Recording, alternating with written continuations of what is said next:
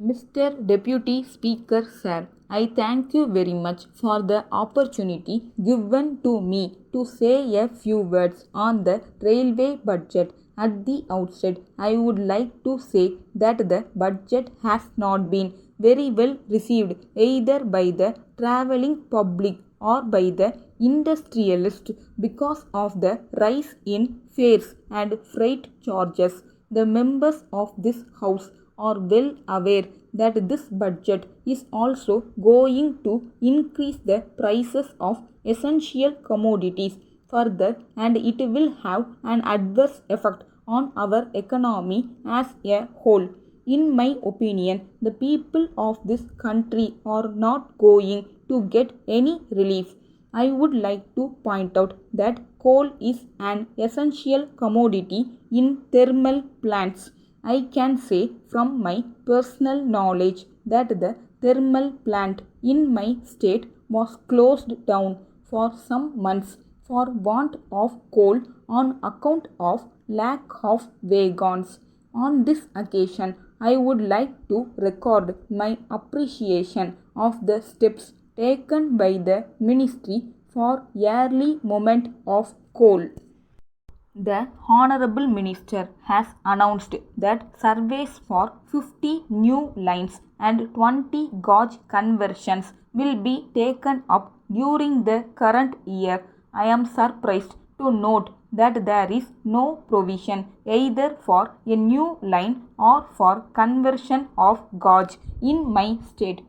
I would also like to bring to the notice of the government that if new yardstick of cost to benefit ratio is strictly followed in the case of formation of new railway lines, an undeveloped area like my state will have to remain so with no scope for economic development. So, I would request the Honorable Railway Minister to pay special attention to these areas. Now, I would not like to refer to the frequent occurrence of accidents on railways. I suggest that the administration should be toned up effectively. I am of the opinion that in every region there should be an emergency cell and the station master should immediately inform the cell for initiating remedial measures. Then, sir, I wish to say a word about bonus. I am told that bonus is being given only to the employees and it is not being given to the officers who are working in the production units. I wish to submit that this is not correct and it is an accepted fact that the production is being maintained by the officials. So they should also be granted bonus just like others. I understand that license for selling eatables and drinks by vendors in the railway stations is being withdrawn and in their place contractors are to be appointed. There are about 20,000 poor vendors who are engaged in this small business and this is their only source of livelihood.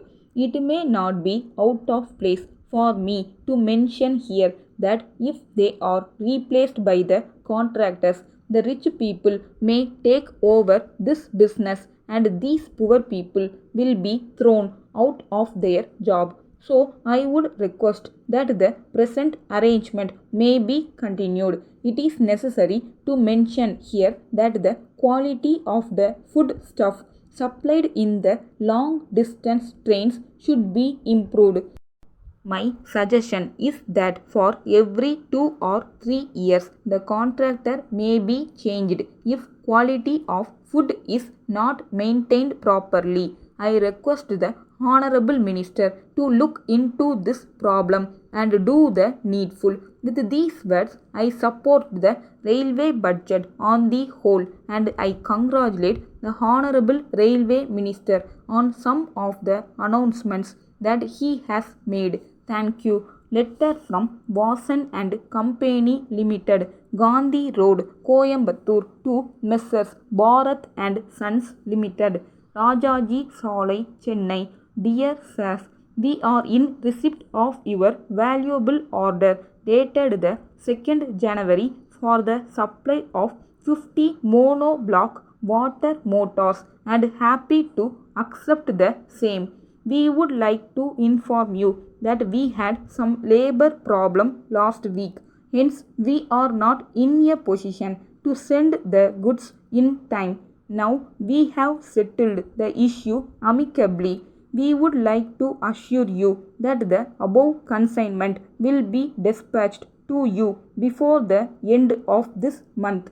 With reference to your enquiry about the latest price list and catalog of our new products, we are glad to enclose the same for your kind information.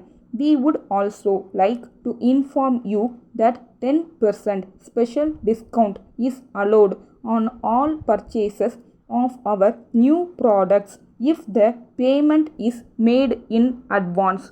We would be glad to send you any other information that you may require.